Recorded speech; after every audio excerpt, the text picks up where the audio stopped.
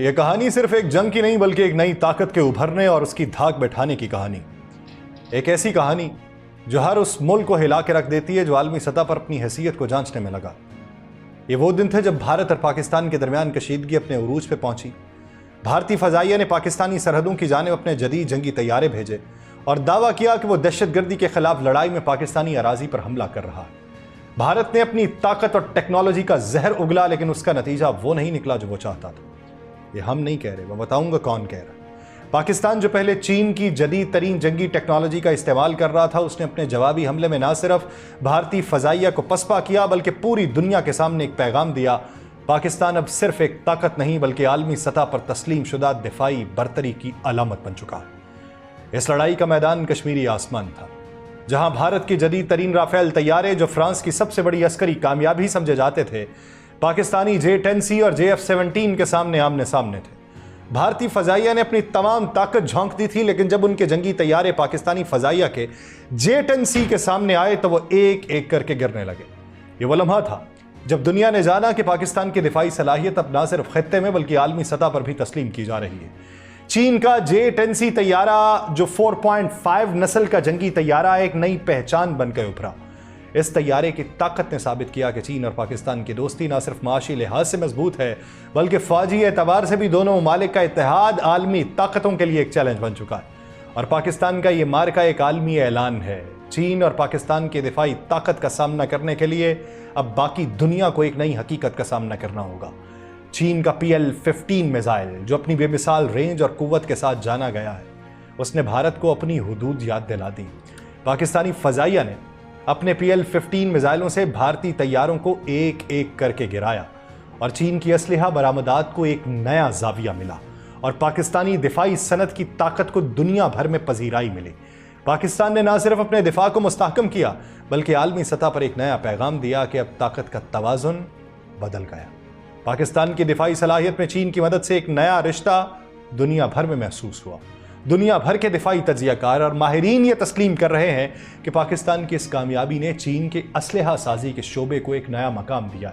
اب وہ ممالک جو ہمیشہ مغربی ہتھیاروں کی جانب دیکھتے تھے، وہ چین اور پاکستان کی اس مشترکہ قوت سے متاثر ہو کر نئے طریقے اپنانے پر غور کر رہے ہیں. یہ کہانی اس بات کی گواہی دیتی ہے کہ جہاں ایک طرف بھارت نے اپنی طاقت کو بڑھانے کی کوشش کی، وہیں پاکستان نے چین کے ساتھ اپنے تعلقات کو مضبوط کر کے ایک نئی حکمت عملی اپنائی.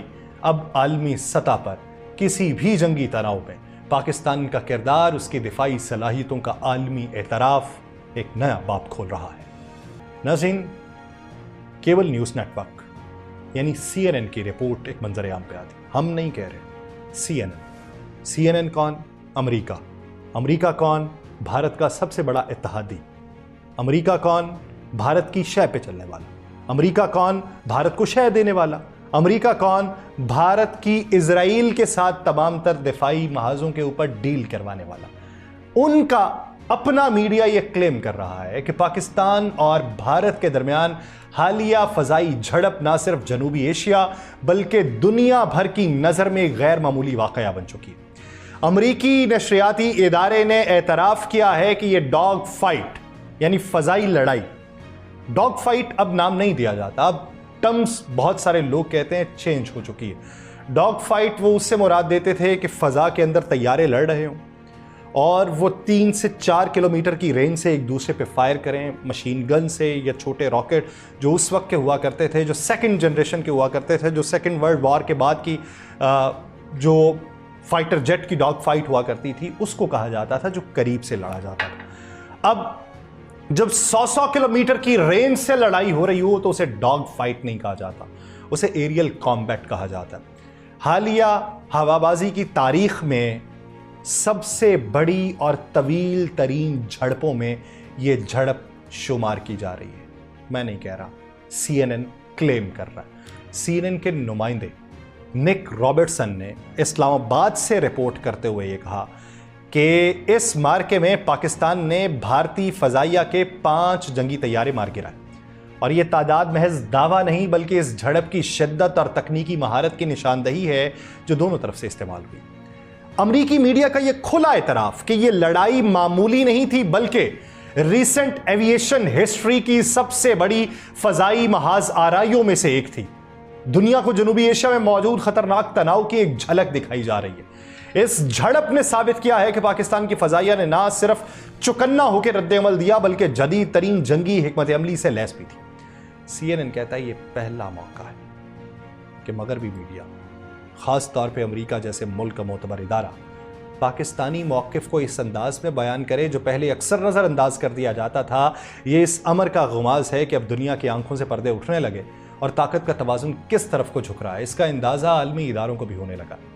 CNN की रिपोर्ट के मुताबिक पाकिस्तान और भारत के दरमियान जो हालिया फ़ज़ाई झड़प हुई वो सिर्फ 2 या 4 जहाज़ों की लड़ाई नहीं थी, बल्कि एक मुकम्मल फ़ज़ाई मार्का था जिसमें कुल 125 जंगी तैयारे शामिल थे। यह लड़ाई 1 घंटे से ज़ायद वक्त तक जारी रही, जो कि मौजूदा हवाबाजी की तारीख में निहायत गैर मामूली वाक़या तसव्वुर की जाती है। हवाओं की तारीख में यह लड़ाई बहुत ज़्यादा देर तक नहीं होती, कुछ मिनट्स की होती है।